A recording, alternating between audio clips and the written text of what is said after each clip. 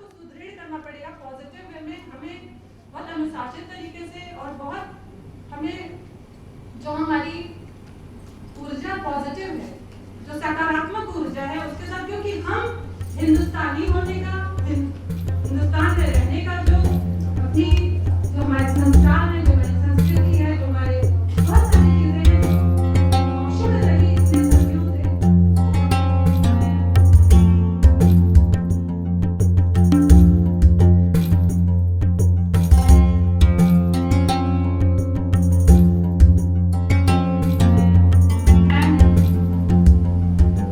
उसके साथ अपने स्वाभिमान की रक्षा भी हमें करनी है।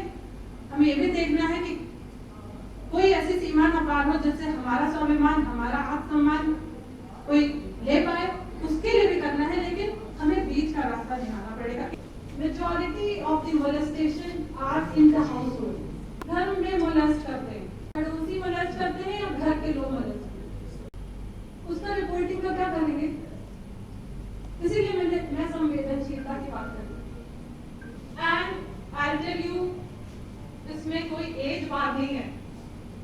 70 साल के बाबा हो या 17 साल के चाचा हो।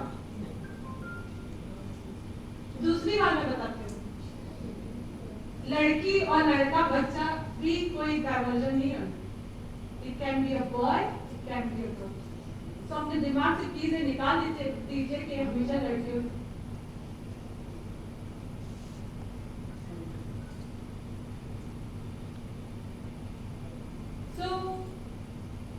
खुला दिमाग। तो वी हैव टू, जब संवेदनशीलता की मैं बात कर रही हूँ, खुद सोचिए, अपने आप उस परिवेश में इमेजिन करिए, देखिए, इन सारी चीजों को भी साथ कीजिए, आप साथ करिए, देखिए कि हम चाहते हैं what do we want, where do we want a society to go. क्या चाहते हैं? विध्वंस करना तो बनाने में बहुत टाइम लगता है, बिगड़ने में तो 1 सेकंड लगता है। इसीलिए शायद तलाक पर अधिनियम आए बढ़िया है। तो हम किसमें बिलीव करते हैं, और जिसमें हमारे संस्कार, हमारी अपनी परंपराएं बिलीव कराती हैं, हमको उसमें बिलीव करना है। अपने आत्मसम्मान की रक्षा भी करनी है, स्वाभिमान, और इन सारी चीजों को एक साथ लेकर के कि हम we are actually going for a constructive and a positive society, because negative can be done anything. So thank you very much. I have a lot of things to do. Thank you so much. देखिए, समाज की इकाई क्या होती है? परिवार, और परिवार की इकाई होता है व्यक्ति। तो आपके कंधे पर अकेले ना इज्जत की जिम्मेदारी है पूरी, और ना आपको बर्दाश्त करने की जरूरत है। इसी के साथ मैं आमंत्रित करती हूँ सत्या मैम को, जो हमारे कार्यक्रम की मुख्य अतिथि भी हैं। मेरा रंग संवाद कार्यक्रम में घरेलू हिंसा, महिलाओं के कानूनी अधिकार पे पैनल डिस्कशन में उपस्थित सभी श्रद्धेय, मंच के पहले तो श्रद्धेय इस पूरी हॉल का मैं स्वागत करती हूँ श्रद्धेय मंच के साथ, और आभार व्यक्त करती हूँ बहन शालिनी श्रीनेत जी का, जिन्होंने साल भर पहले से चाहत रखी थी मुझसे मिलने की, जैसा कि इन्होंने मुझे फोन किया था। इस मेरा रंग बनाने की उस सोच की कि उन्होंने मेरा नाम कैसे रखा, उसको ये रंग भरने का जो काम किया, वो वास्तव में ये बहुत ही सराहनीय है। मैं ढेर सारी शुभकामनाएं देती हूँ। हिंसा की बात आती है, और हिंसा वो भी नारी पर, जो नारी गर्भ में एक बच्ची के रूप में जब गर्भ में आती है, तो वो घरेलू हिंसा की शिकार होती है। लोग कहते हैं कि नहीं, बेटी नहीं होनी चाहिए, कैसे बेटी होगी, कहाँ जाएगी, कैसे उसको रखेंगे, कैसे पढ़ाएंगे, अरे उसको तो दहेज मोल देना पड़ेगा। मतलब तरह तरह की बातें, वो हिंसा जो वो बच्ची अभी बिंदु के रूप में गर्भ में आई है, उसके पहले उसके माँ के कोख के साथ उस माँ के ऊपर भी हिंसा होता है। या माँ खुद चाहत कर ही जाती है और कहती है मुझे नहीं अब गर्भ रखना, क्योंकि उसे अब सुनने की इतनी क्षमता नहीं है कि अरे मैं क्या करूंगी एक बेटी की माँ कहला के। या तो कभी कभी वो माँ भी कहती है कि नहीं, मेरी तो 3 बेटियां हो गई, चौथी बेटी नहीं। मुझे तो बेटा जन्ना है। वो सोचती नहीं कि बेटा जन्मूंगी तो बेटा मेरे साथ क्या करेगा। अरे बेटा बेटा करते रहो, जिस दिन संस्कार न दिया वो बेटा भी तेरे उस हिंसा को तुझे खुद हिंसक होके तेरा वही हश्र करेगा जो अपनी बेटी के साथ तू आगे बढ़ती करती।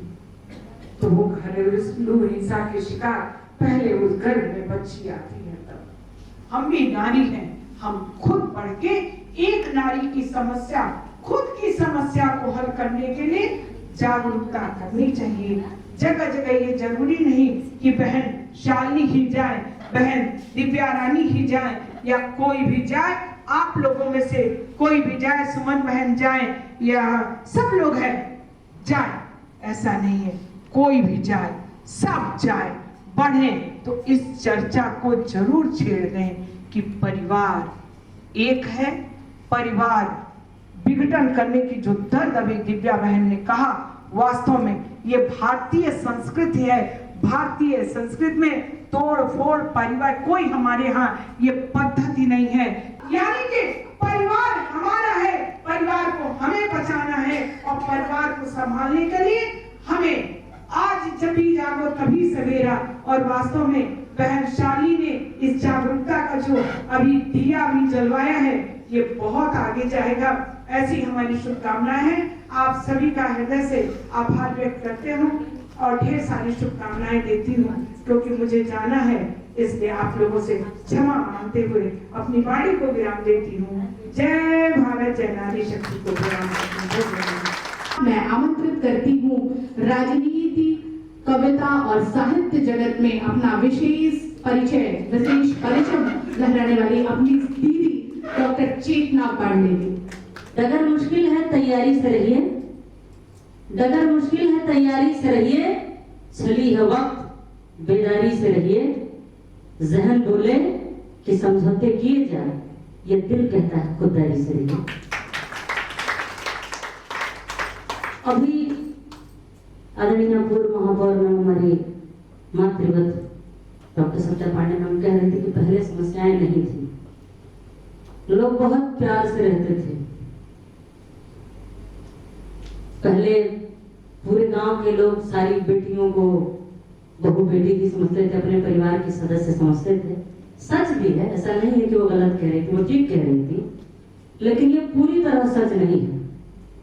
सच ये है कि तब मीडिया का इतना प्रभाव नहीं था, तब हर हाथ में मोबाइल नहीं था, तब इतने सारे चैनल नहीं थे, इतने सारे समाचार पत्र नहीं थे, खबरें जो आती थी वो फिल्टर होके आती थी।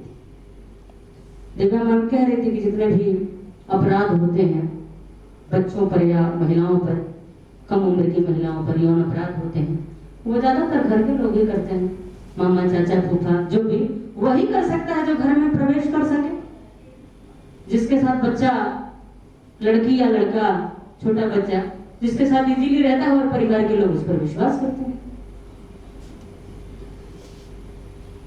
जंतसार के गाने होते हैं, जो लोग संगीत से जुड़े होंगे, लोग संस्कृत से जुड़े होंगे, जाता चलाने का गीत होता है।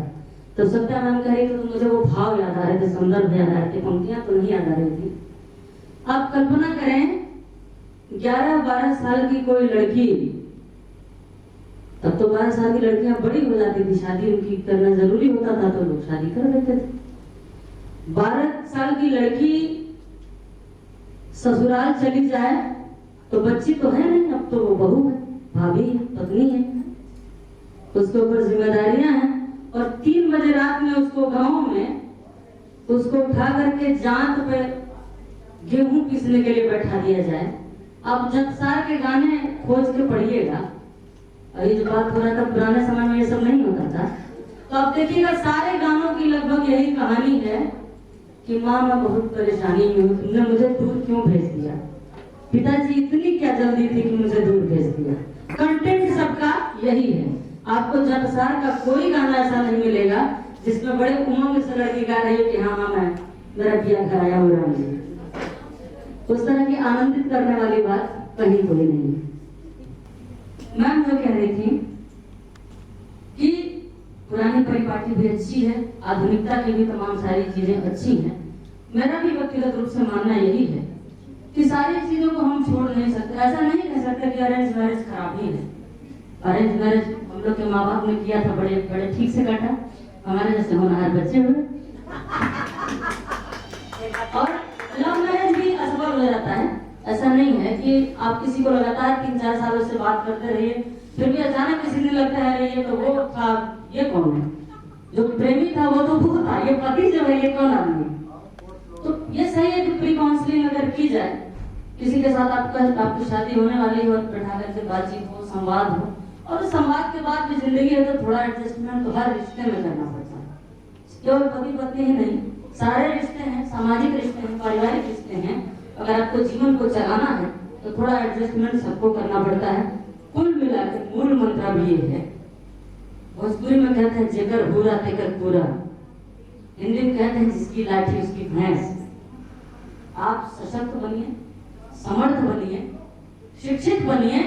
अगर किसी कारणवश नहीं भी पढ़ पाए हैं तो आपके अंदर जो हुनर है उस हुनर को लेकर के आप आगे बढ़ने की कोशिश करिए, उसको व्यक्तिगत जीवन में भी अप्लाई करिए, और अगर प्रोफेशनली उसको किया जा सकता है तो भी करिए। आमंत्रित करती हूँ प्रज्ञा परिजात मैम को। कानूनी रूप से अगर आप लोगों को भी व्यक्तिगत रूप से कोई सलाह देनी है या कुछ पूछना है, प्लीज प्लीज प्लीज, कोई बात पूछनी है, कुछ कहना है या कानूनी रूप से कुछ जानना है, तो आप अपने प्रश्न बिना अपना नाम लिखे हमारे तक पहुंचाइए। हम यहाँ से उसका समाधान जो कानूनी रूप से होगा हम बताएंगे। इसके अलावा भी अगर कुछ बात करनी है तो आप प्रश्न कर सकते हैं, हम यहाँ पर हैं। धन्यवाद।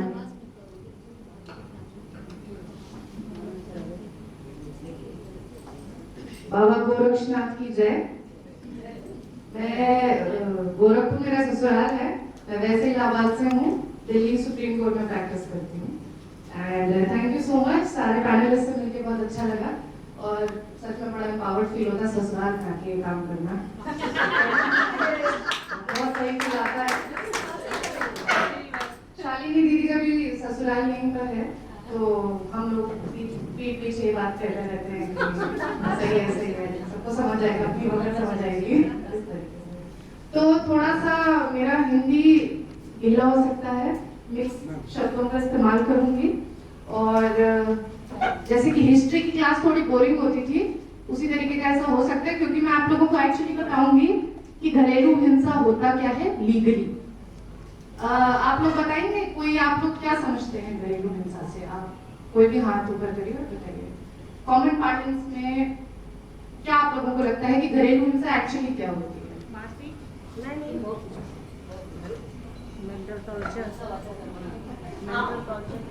जैसा चेतना ने बताया कि घरेलू हिंसा, मनसा, वाचा, कर्मणा, ये तीनों ही तरह की होती है। ये जरूरी नहीं है कि हम शारीरिक रूप से ही प्रताड़ित हो तो उसको हम इसमें मान लें ये मेरे हम प्रताड़ित हो रहे हैं। बट ये मनसा, वाचा, कर्मणा, ये तीनों तरह से ही जो होती है, ये मतलब इसमें आता है, घरेलू हिंसा में आता है। क्या है, हस्बैंड हो, सास हो, ससुर हो, बच्चे हैं, कोई हो, पड़ोसी हो, अगर उसके प्रति मन में निगेटिव थिंकिंग है तो वो एक तरह का बहुत बड़ी हिंसा है, क्योंकि वो तो बाकी लोग तो देख नहीं पा रहे हैं, लेकिन इसको हम फील कर रहे हैं कि आपका मेरे प्रति रवैया सही नहीं है। इस चीज को मानिए, ये जो कहा जाएगा ये बहुत बड़ी हिंसा है। जी मैम बताइए, क्या समझती हैं घरेलू हिंसा से? घरेलू हिंसा, हम किसी यातना को अगर सहते हैं अपने अंदर, वो भी एक हिंसा है। सपोज दैट मैंने अपने समीप देखा है महिलाओं को जिनके पुरुष पति पत्नी के संबंध अच्छे नहीं हैं और उस यातना को सहती कि लोग क्या कहेंगे और अपनी पूरी जिंदगी इस चक्कर में खराब कर लेती हैं। उनके पति ने उनको कभी नहीं छुआ, कभी नहीं समझा, उनकी सारी लाइफ स्पॉइल हो गई इसको सहते कि लोग क्या कहेंगे। उन्होंने अपनी वेदना किसी से ना कह के सह के लाइफ अपनी खराब कर दी। ये भी बहुत बड़ा हिंसा है। फिर वो कहीं नहीं जुड़ पाएगी, ना पति से, ना बच्चे से, ना समाज से, कहीं ना कहीं वो अपने आप को अलग समझेगी। ये भी एक हिंसा है जो मुझे बहुत ज्यादा दुख देता है। तो सर ऐसा है, अब हम घरेलू हिंसा की बात करेंगे। As per act, national crime record bureau एक संस्था है जो कि एनुअल स्टैटिस्टिक्स निकालती है। अगर आप उसकी इंफॉर्मेशन पे जाएंगे लेटेस्ट, तो वो ये कहती है कि हर दिन कम से कम 305 से 310 घरेलू हिंसा के मैटर्स FIR होते हैं रजिस्टर्ड। यानी कि अगर आप और उसको डिटेल में डिवाइड करेंगे तो कम से कम हर घंटे 13 से 14 केसेस रजिस्टर्ड होते हैं। ये तो रजिस्टर्ड इंफॉर्मेशन है, बहुत सारे ऐसे केसेस हैं जो रजिस्टर ही नहीं होते। गैंग रेप, एसिड अटैक, इतने बड़े बड़े कुकृत्य जब रजिस्टर नहीं होते तो घरेलू हिंसा तो बहुत आम बात हो चुकी है, हम सबकी लाइफ का एक बहुत नॉर्मल पार्ट बन चुकी है। आप लोग ने सुना है, आप लोग में से किसने सुना हुआ है बचपन में गिरे काली हो शादी कौन करेगा? बोला है, सुना है आप लोगों ने? क्या ये घरेलू हिंसा का पार्ट है? ज्योग्राफी पढ़ी है? ज्योग्राफी में लैटिट्यूड और लॉन्गिट्यूड का कंसेप्ट होता है और एक होती है चीज मेलानिन। जिसके शरीर में अधिक मेलानिन उसका रंग होगा दबा, ठीक है।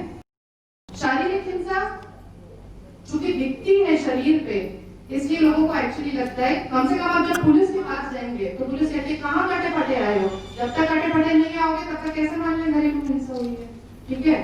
तो ये अगर केस करना है तो भाई बहुत जरूरी है कि पिट के आइए, ठीक, सर फोड़ कर आइए, कॉटन बैंडेज एमएलसी करवा के ये सब करा के आइए, अदरवाइज लोग मानते ही नहीं है। और मानसिक हिंसा जैसे तो कंसेप्ट इंडिया में नहीं है। मानसिक हिंसा क्या होती है? डिप्रेशन में, डिप्रेशन का कंसेप्ट ही कोई नहीं समझता है। औरत क्यों डिप्रेशन में जा रही है?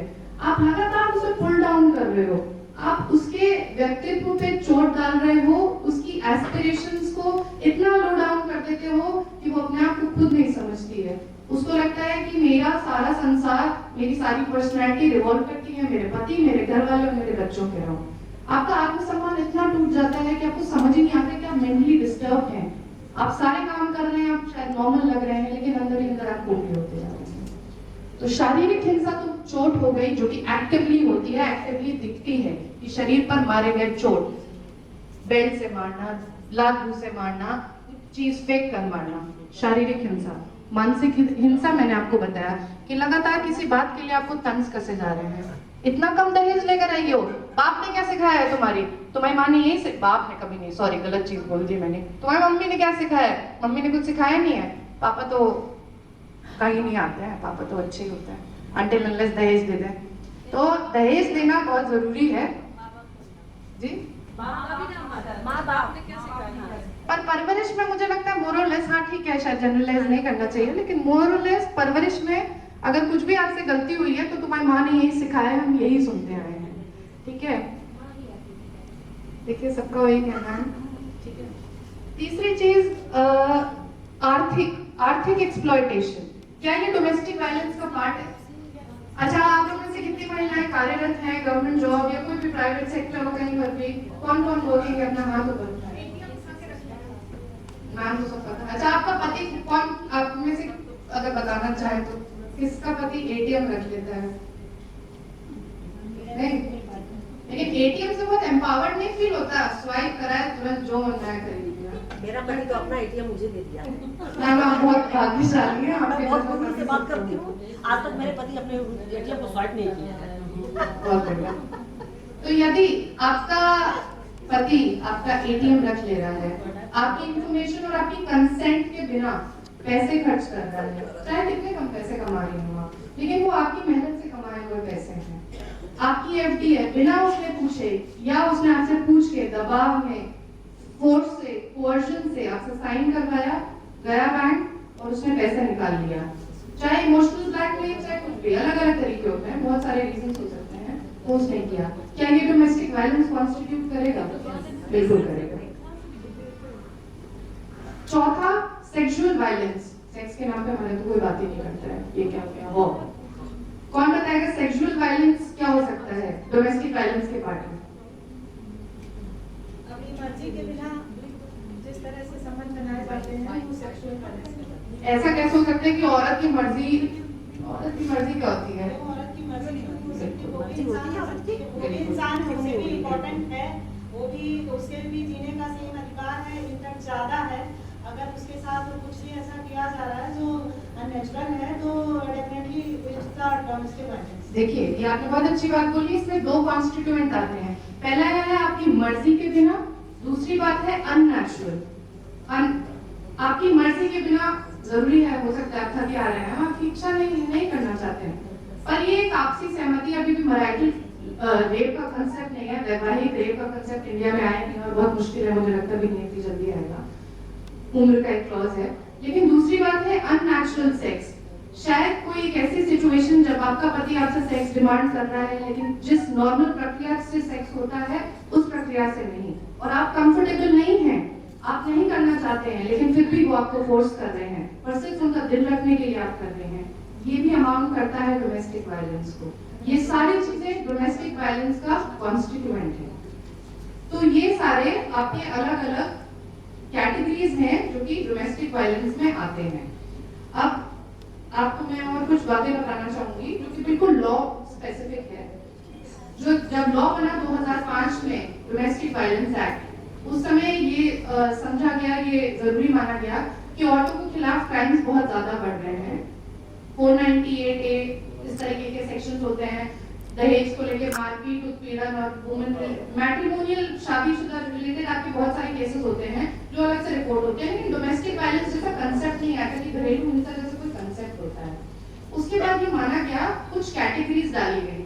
हमारे यहाँ नॉर्मली शादी जब हो जाती है तभी वाइफ का कंसेप्ट आता है, तो घरेलू हिंसा में कोई भी क्राइम जो होता है that is against the wife और एनी फीमेल, यानी घर की कोई भी महिला जो कि उस चार दीवारी में रहती है, वो किसी की दादी हो सकती है, मौसी हो सकती है, बीवी हो सकती है, बच्चा हो सकता है, बुजुर्ग हो सकता है, फीमेल, सारी फीमेल्स। लेकिन अब दो लोग हैं जिनकी शादी नहीं हुई है, 4 और 5 साल से साथ में रह रहे हैं, जिसे कि लिव इन कंसेप्ट कहते हैं, लिव इन रिलेशनशिप। वो आदमी कहता है कि मैं बहुत प्यार करता हूँ, बॉयफ्रेंड गर्लफ्रेंड है, उसका प्यार ऐसा है कि थप्पड़ मारता है, गाली देता है, फोर्स करता है, या नहीं भी करता है तो मानसिक उत्पीड़न करता है। तो क्या ऐसी महिला जा सकती है लिव इन रिलेशन की केस में? Can she go to the court and say कि मेरे खिलाफ जो है डोमेस्टिक वायलेंस हुआ है?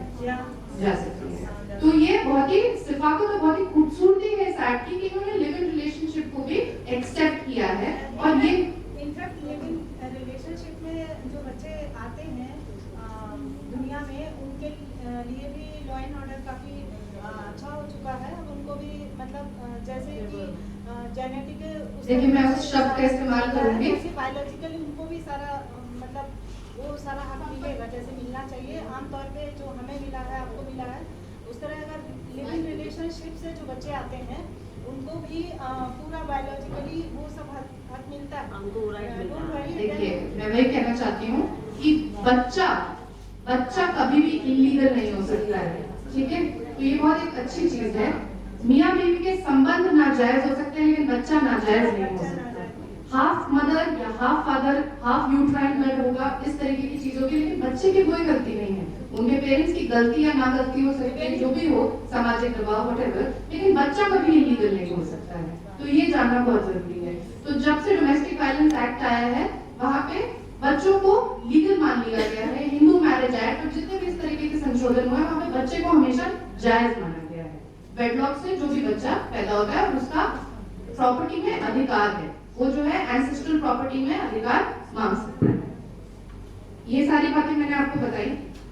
इसके बाद मैं और आपको थोड़ी थोड़ी माइन्यूट डिटेल्स बताना चाहूंगी। यहाँ पे एग्रीव्ड पर्सन यानी पीड़िता कौन है, ये मैंने आपको बता दिया, महिला होती है। वादी और प्रतिवादी का कंसेप्ट चलता है कोर्ट में। वादी होता है प्लेंटिफ, प्रतिवादी होता है रिस्पोंडेंट। तो यहाँ रिस्पोंडेंट सिर्फ आदमी होगा, सॉरी आप लोगों को डिसअपॉइंट किया जा रहा है, ठीक है? तो डोमेस्टिक वायलेंस एक्ट के अंदर रिस्पोंडेंट हमेशा आदमी ही होगा, चाहे वो घर का मुखिया हो, चाहे घर में भाई हो, बेटा हो, मौसा हो, जो भी उस घर के अंदर रह रहा है। लेकिन ये केस अगर किया जा रहा है तो वो सिर्फ आदमी के अगेंस्ट होगा, औरत के अगेंस्ट ये नहीं है। It is not a gender neutral act, ये वुमेन ओरिएंटेड लॉ है। इसके बाद अब अगर कोई केस हुआ आसपास, इनके घर में चल रहा है घरेलू हिंसा, लेकिन ये बहुत सालों से निभाती आ रही है और ये नहीं समझती हैं कि बहुत ठीक है कि ये बाहर जाके रिपोर्ट कर पाए, या इन्हें हिम्मत नहीं है, कोई भी रीजन हो सकता है। आप इनकी पड़ोसी हैं, आपको हर रोज रात मार खाने की, रोने की, चिल्लाने की आवाज आती है, आप जागरूक भी हैं, आप गए इनके पास 3-4 बार, आपने बोला कि तुम बोलो, आप इनसे बात की, आपको समझ में आया कि सच में ऐसा है, ऐसी चीज है, आपने इनको मोटिवेट भी किया कि जाओ केस करो, नहीं कर सकती हो बात करने की कोशिश करो, लेकिन शायद इनमें हिम्मत नहीं है या जो भी रीजन है, तो क्या आप जा सकती हैं कोर्ट? आप इनकी हितैषी हैं, क्या आप जा सकती हैं कोर्ट? थर्ड पर्सन है आप, आपके साथ कुछ नहीं हो रहा है, लेकिन ये आपके पड़ोसी हैं, हाँ, जा सकते ये हैं। कोई रिलेटिव है, नेबर है, क्या वो जा सकते हैं ऐसे लोग? जा तो सकते हैं, बट वो जो क्लाइंट है उसके ऊपर डिपेंड कर रहा है कि वहाँ जाके वो निगेटिव डिसीजन न ले। नहीं, वो अगर बाद में, ये तो बहुत वकालत वाली बात हो गई। देखिए, दूसरी बात होता क्या है, कभी कभी औरत बहुत दबाव में रहती है फॉर ऑब्वियस रीजंस। जब कोर्ट में अगर बुलाया गया या समझ दिया गया और औरत से पूछा गया, हो सकता है वो अपने बयान से मुकर जाए, वो बोले नहीं मेरे साथ ऐसा नहीं होता, और 80% यही होता है, ठीक है। तो मैजिस्ट्रेट वकील को गाली देता है, वो वकील को तैयार नहीं करके आते, ठीक है, सबसे पहले तो यही होता है। तो क्या इसकी गलती है कि इन्होंने जाके रिपोर्ट किया? हो सकता है कि आपस के संबंध अच्छे न रहे, मोहल्ले में इनके बीच में तानातानी हो जाए, लेकिन क्या इनकी गलती है? क्या इनके केस कोई केस हो सकता है कि इन्होंने जाके रिपोर्ट किया? केस तो कर ही देगी, अगर उसका मूड चेंज हो गया तो अरे मेरा नहीं कर सकते हैं। इनको पूरी सिविल और क्रिमिनल लॉ में इम्यूनिटी मिली हुई है। कोई भी रिश्तेदार, कोई भी रिलेटिव, कोई भी नेबरहुड या कोई भी ऐसा आपके आसपास का इंसान जो कि डेली देख रहा है इन चीजों को और गुड फेथ में एक अच्छा इंटेंशन लेकर अप्रोच करता है कोर्ट को और बताता है कि इनके साथ घरेलू हिंसा हो रही है, कोर्ट इस बात की सीरियसनेस को समझेगा और मैटर में प्रोसीड करेगा। यदि इनके खिलाफ आगे केस भी हो जाता है, इनके खिलाफ कोई कंप्लेंट भी झूठी कर देती है, तो इस मामले में यदि इनकी नीयत अच्छी थी, गुडविल था, तो इनके खिलाफ कभी कोई केस नहीं होगा। आप लोग का मैंने कई काम देखे समझा। कैसे पता चले कि उनका इंटेंशन सही था? कैसे पता चले? और डिफेमेशन सूट के लिए तो हमेशा जा सकता है। डिफेमेशन सूट किस बात पे? अगर ये कह रही है कि इस तरह की चीज, ये देखिए over the period of When time, this happens, it comes into the newspapers, obviously. जी। And when suppose after 2 months, 3 months, that person approaches the court along with the wife. बिल्कुल बिल्कुल ऐसा होगा, ये चीज होगी, लेकिन यहाँ पे बर्डन ऑफ प्रूफ इनके ऊपर नहीं है। वकालत में कंसेप्ट है बर्डन ऑफ प्रूफ। बिल्कुल आएगा, बिल्कुल आएगा। इन्होंने इनके खिलाफ, ये देखिए जो गुडविल है, जो मैंने कहा जो अच्छी नीयत है, ये बड़ा ही सब्जेक्टिव टर्म है। हो सकता है इनके मन में एक्चुअली इनको इनके पति से कोई खुन्नस हो, ठीक है, तो हो सकता है ये केस कर दे इस चीज पे कि भाई आपस में तुम निपटो, मुझे क्या फर्क पड़ता है, मैं नहीं करती है। तो हो सकता है एक्चुअली गुडविल ना हो, लेकिन कोर्ट एविडेंसेस पे चलता है। आपको हर चीज प्रूव करनी पड़ती है, उसके अलग अलग स्टेजेस होते हैं, और उस चीज को प्रूव करने के लिए बर्डन ऑफ प्रूफ इन पे नहीं है, इन पे है ये प्रूव करेंगी कि हाँ मेरे खिलाफ नहीं हुआ डोमेस्टिक वायलेंस, आदमी बोलेगा, उसको प्रूव करना पड़ेगा एविडेंसेस देके।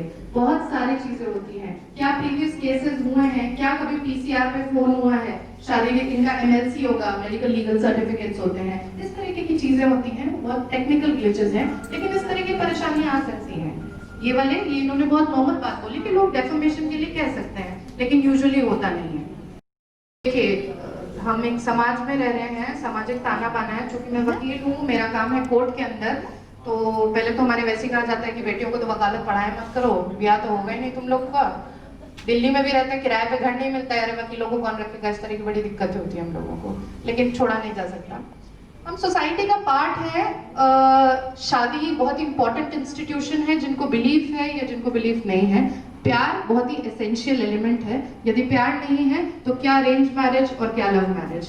लेकिन घर को सजोना और संवारना बहुत जरूरी है।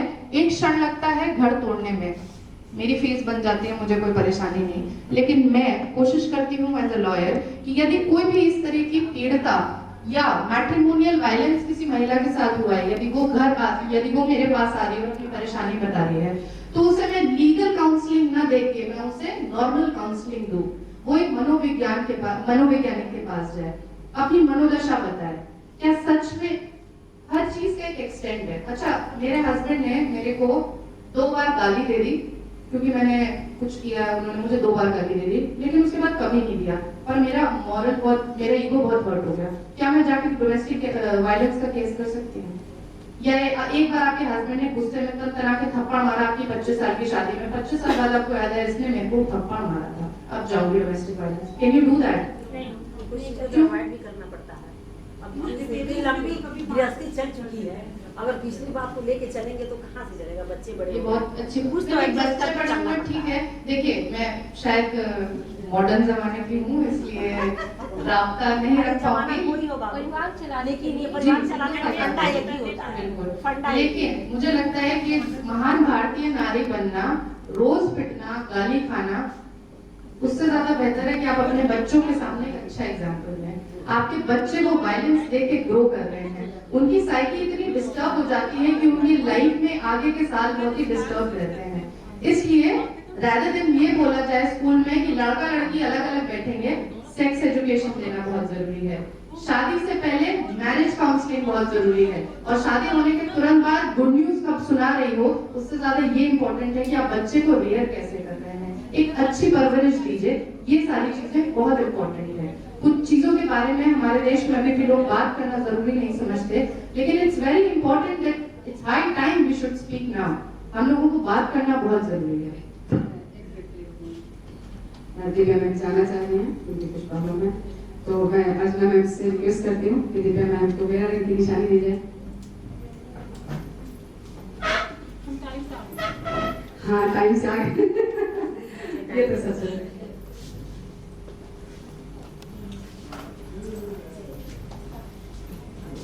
मैम बहुत शुक्रिया।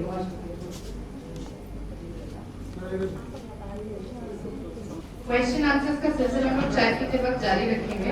बाकी मैं आपको ये बता रही हूँ कि माँ के पेट से मरघट तक जो है दंगल खत्म नहीं होता, इसलिए अपने आप को स्ट्रॉन्ग बनाइए, ये बहुत ही जरूरी है। यदि आपको किसी भी पॉइंट पे किसी भी क्षण पे ऐसा महसूस होता है कि आपके साथ गलत हो रहा है, फिजिकल, इमोशनल, आर्थिक, किसी भी तरीके का, तो वहां पर यदि घर परिवार के साथ बैठ के चीजें सॉर्ट आउट हो सकती हैं तो वॉक करने की कोशिश करिए। यदि नहीं होता है तो कानून का सहारा लीजिए। रोज रोज फिटनेस से अच्छा है और अपने बच्चों के सामने वो वायलेंट चीजें दिखाने से अच्छा है एक अच्छी परवरिश दे, एक अच्छी माँ बनिए, सशक्त माँ बनिए और जीवन बेहतर रहेगा। आपके जो भी पर्सनल क्वेश्चंस हैं अभी हम थोड़ी देर बाद लेंगे। And I would like to take a leave. Thank you so much. Thank you. इसी के साथ मैं समाज शास्त्री श्री मानवेंद्र सर को आमंत्रित करती हूँ, हमें 2 शब्द कहने देंगे। देखिए, विश्वविद्यालय में व्यस्तता के नाते आज हमारे डिपार्टमेंट में सिर्फ PhD का वाइवा था, और इसीलिए इसके प्रमाण के रूप में मैं बहुत प्रख्यात सोशियोलॉजिस्ट जो कि देश और विदेश में लगातार व्याख्यान लेते रहते हैं, प्रोफेसर DS राजपूत जी, जो सागर विश्वविद्यालय में सोशियोलॉजी डिपार्टमेंट के अध्यक्ष भी हैं, वो मेरे साथ हैं। आप एक्सटर्नल एग्जामिनर थे आज, और जैसे ही ये एग्जाम खत्म हुआ, PhD का वाइवा वो से था, उसके बाद मैं सीधा यहाँ पे आया। बड़ा अच्छा लग रहा है, विषय बड़ा गंभीर है, और गंभीर होने के साथ साथ चूंकि इसके सारे पक्ष आपके सामने अब तक सारे स्पीकर्स ने रख दिए होंगे, मैं कुछ अलग बात करूंगा। अभी तुरंत मेरे पहले जो एंकर थी उन्होंने शास्त्रों की बात की और शास्त्रों से कुछ उदाहरण उठाए। बड़ा जटिल प्रश्न है ये। आप फेमिनिज्म का डिस्कोर्स में हिंसा क्यों हो रही है, घरेलू हिंसा इधर क्यों हो रही है, क्यों किसी विषय पे कानून बनाने जाने की स्थिति पैदा हो गई। आप देखिए, बुजुर्गों के बारे में भी यही हाल है। बुजुर्गों की स्थिति जो पहले हर घर में गाइड की होती थी, सर्वोच्च स्थान उनको प्राप्त होता था, आज स्थिति ये हो गई कि उनके अधिकारों को सुरक्षित करने के लिए तमाम स्टेट्स में और नेशनल लेवल पे कानून बन रहे हैं कि उनकी स्थिति सुरक्षित रहे। इसी तरीके से महिला जो हमेशा से इस देश के सम्मान का विषय रही है, आज हमें घरेलू हिंसा के ऊपर 2005 में इतना बड़ा कानून बनाना पड़ा।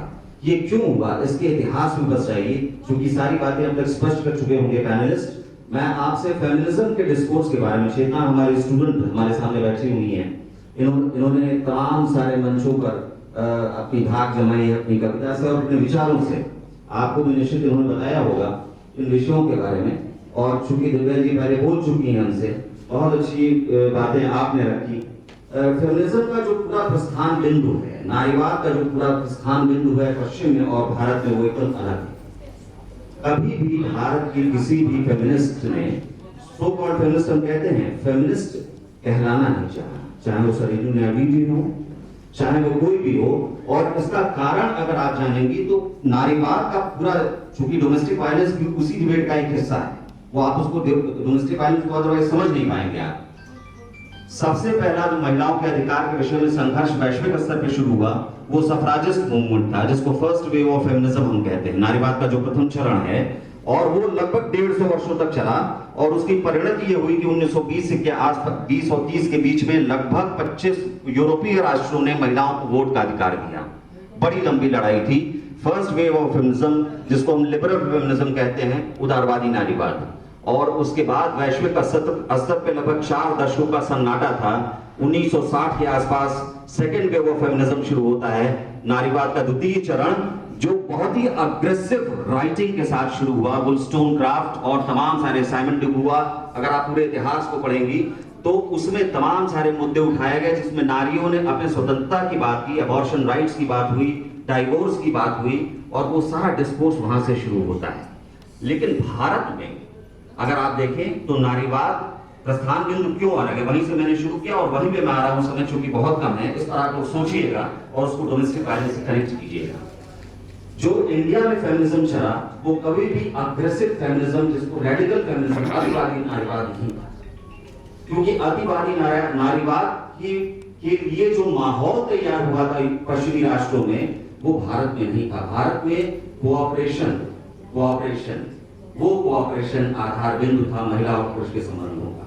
और जब यही रिलेशन जो सहयोगात्मक होनी चाहिए थी, कॉम्पिटिटिव हो गई, जब लोनली रिलेशनशिप्स आने लगी, जब परिवार के फंक्शंस घटने लगे, जब आइसोलेटेड न्यूक्लियर फैमिली बढ़ने लगी, जब महिला और पुरुष के बीच में संबंध प्रेम के आधार पे न होकर के कॉम्पिटिटिव रिलेशंस होने लगे। हमने क्या पाया, तुमने क्या पाया, और ये एक मौलिक बिंदु है जब संघर्ष शुरू होता है, जहां से उन परिवारों में जिस परिवार का सबसे बड़ा लक्ष्य था स्टेबलाइजेशन ऑफ पर्सनालिटी, किसी भी वयस्क व्यक्ति के व्यक्तित्व को संतुलित करना, वहीं पर उसी परिवार में आज बात होने लगी कि किस तरीके से एक व्यक्तित्व को असंतुलित किया जा रहा है। ये वैल्यू सिस्टम में चेंज को दर्शाता है, मूल्य व्यवस्था में चेंज को दर्शाता है, पूरी सामाजिक व्यवस्था में चेंज को दर्शाता है। और हमको समझना पड़ेगा कि जिस इंडस्ट्रियल इकोनॉमी ग्लोबलाइज्ड वर्ल्ड की तरफ हम बढ़ रहे हैं, और जो हमारे ट्रेडिशनल इंडियन वैल्यू सिस्टम था, उसमें किस तरीके की प्रतिस्पर्धा और कॉन्फ्लिक्ट क्रिएट हो रही है, जिससे डोमेस्टिक वायलेंस को इतना बड़ा एक्ट बनाना पड़ा। हमें सोचना होगा, तमाम सारे वो जो चेंजेस हुए हैं पिछले 5-6 दशकों में, भूमंडलीकरण का ये दौर है, आप देखिए आईटी रेवोल्यूशन का ये दौर है, जहां पर आज जिस तरीके की संबंधों की चर्चा हम कर रहे हैं, संबंध ही बदल रहे हैं। फेसबुक पर आपके 1000 दोस्त हैं, एक दोस्त आपका नहीं है। परिवार बड़े होते थे, 100 लोग, 50 लोग उसमें रहते थे, आज न्यूक्लियर फैमिली, उसमें भी अब तो सिंगल पेरेंट फैमिली की बात हो रही है। तो पूरा इंफ्रास्ट्रक्चर, जो सिस्टम है, इकोनॉमिक सिस्टम है, वो चेंज हुआ है। डेमोग्राफिक जो स्पेस है महिला और पुरुष के बीच में बढ़ी है। आज पर्सनल स्पेस की बात हो रही है। हर व्यक्ति के मोबाइल की स्थिति ये है कि वो दूसरे ऐसा लॉक लगा के रख रहा है कि हस्बैंड भी उसको न देख पाए, हस्बैंड के मोबाइल का ऐसा लॉक है कि वाइफ न देख पाए। पहले टेलीफोन्स जो है वो घर में एक होते थे और पिता उसको अपने पास रखता था, और किसी का टेलीफोन आता था तो नीचे से आवाज लगाता, काफी इंटरव्यू लेने के बाद, ये कौन बोल रहे हैं, किससे बात करनी है, क्यों बात करनी है। और आज भाई का मोबाइल अलग है, बहन का अलग है, पति का अलग है, पत्नी का अलग है, माँ का अलग है, बाप का है, सब पर लॉक्स लगे हुए हैं। तो ये वो कंडीशंस हैं जिसने घरेलू हिंसा को बढ़ावा दिया है। और अगर यही स्थितियां रही तो कानून सिर्फ घरेलू हिंसा को रोक नहीं पाएगा, ये क्लैशेस बढ़ते रहेंगे। हमें सोचना पड़ेगा कि सामाजिक संरचना में किस तरीके से वो बदलाव लाए जाए जिससे घरेलू हिंसा को रोका जा सके। इसके साथ साथ एक्ट के साथ साथ मैं उसको रेलेवेंट नहीं बता रहा, मैं कतई उसको रेलेवेंट नहीं बता रहा, वो भी बहुत रेलेवेंट है, लेकिन इसके साथ ही साथ प्रिवेंटिव मेजर्स दूसरे तरीके के भी चाहिए, सोशल वैल्यूज के लेवल पे, और वैल्यू सिस्टम में कॉन्फ्लिक्ट बहुत ज्यादा ना होने पाए, क्योंकि भूमंडलीकरण के इस दौर में हम ऐसे फास्ट दुनिया में जा चुके हैं, फेसबुक, आईटी रेवोल्यूशन, और इसमें जिस तरीके का आप आज से 30 साल 40 साल पहले कभी कोई अपनी लड़की को ये सोच नहीं पाता था कि वो नौकरी करेगी। आज हर मिडिल क्लास का आदमी ये चाहता है कि उसकी लड़की नौकरी करे।